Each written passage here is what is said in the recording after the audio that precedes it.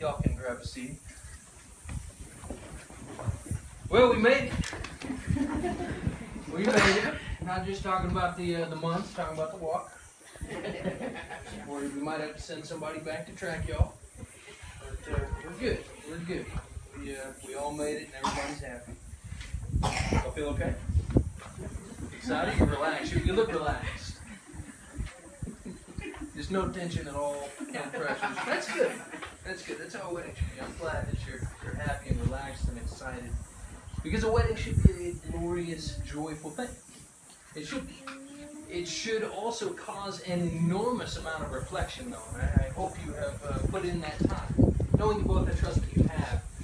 For the sake of most of the people here, because you're not going to remember the things I say to you right now. For the sake of the other people here, I'm going to kind of explain what might be going through your mind. I think one of my favorite verses in Scripture is found in Romans. It's chapter 6, verse 4. It says, "Therefore, we have been buried with him through baptism into death, so that as Christ was raised from the dead through the glory of the Father, so we too might walk in newness of life." That doesn't sound like a wedding verse. It's not love is patient. It's not love is kind.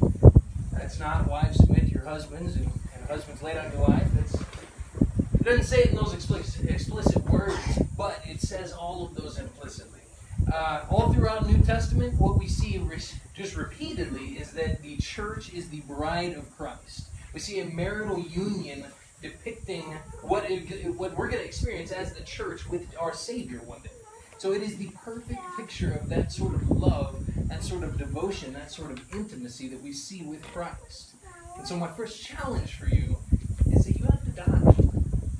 That's a lot of fun, I know that that really just picks up the attitude and the spirit of the event, but you have to die to yourself.